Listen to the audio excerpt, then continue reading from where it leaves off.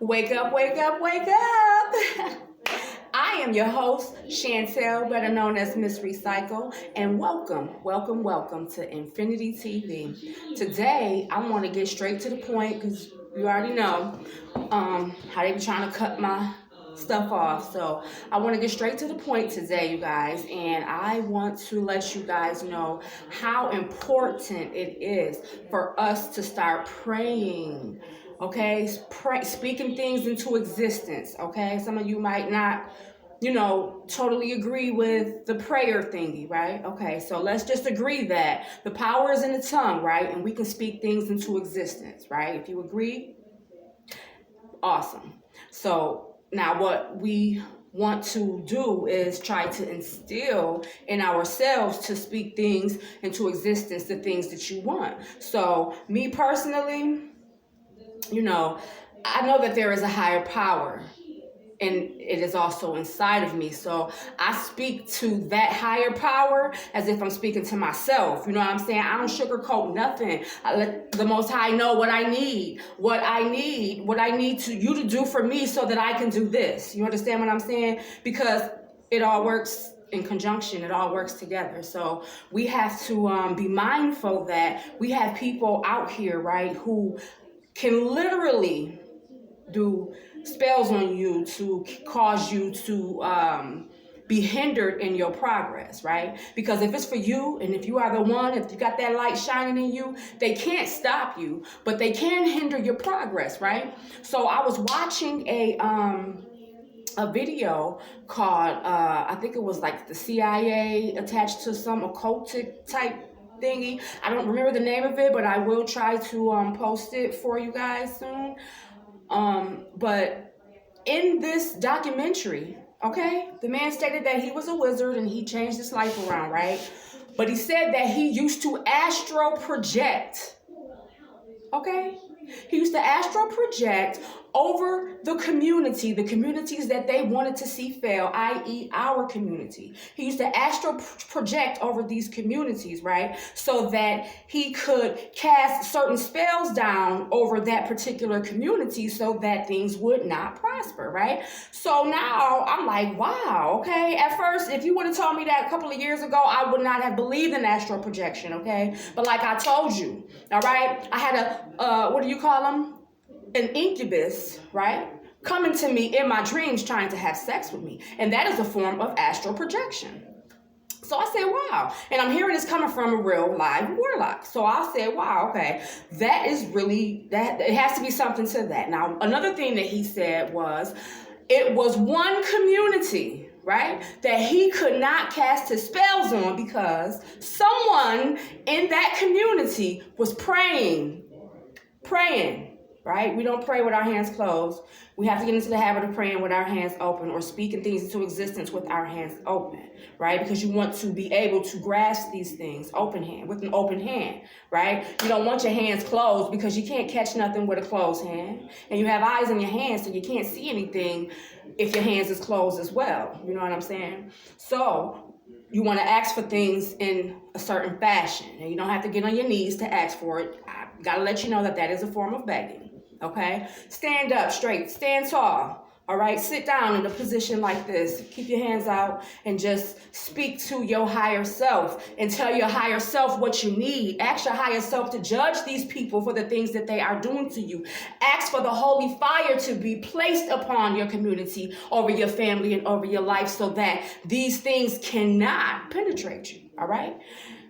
I'm telling you, this is what the man said. He said that there was someone, one person, all it takes is one. All it takes is one. That's why they say in church, will there be one? Because all they need is that one person to come into agreement with them, right? In order for their quote unquote spells or magic to be able to take place. They said two or more come in agreement, right? This is what God, Lord, says in the Bible.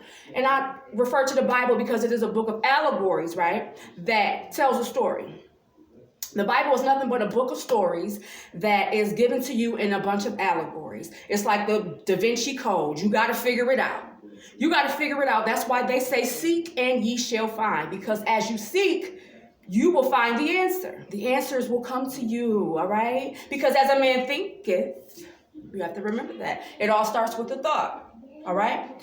So, I tell you that. I say that to say this.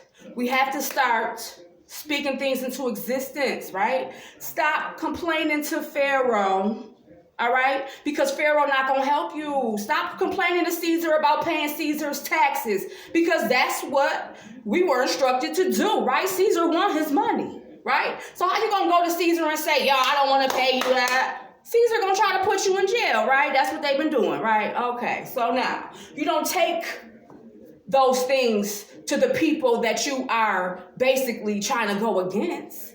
You take those things to your higher self. You take those things to the Most High.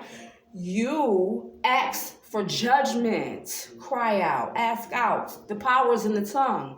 So this is what we have to start doing. If you are a true believer in whatever it is that you are practicing, your faith, your religion, or whatever, I'm not knocking any of that, all right? But we have to understand that in order for us to be able to collectively, right, get to the bottom of this problem, we are going to have to try to solve it collectively, right?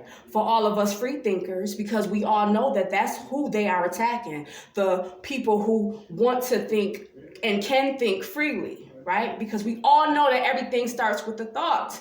If I didn't think about being, right, the first African-American woman to have her own recycling/construction company in Buffalo, New York, then guess what? I would not have done that. If I didn't think about, you know what I'm saying, bringing a lot of these things that I have done into fruition, I would not have done it. But it all started with a thought, right? And I'm going to tell you right now, woo, it's very, very powerful, right, when you speak things into existence, because as a child growing up, I was always told, like, oh, you're not going to be nothing when you grow up. Oh, you're going to end up in jail, and dead or in jail, excuse me. That's what they used to say. You're going to end up in jail or dead or in jail or whatever, right? So, man, I'm here. I'm alive.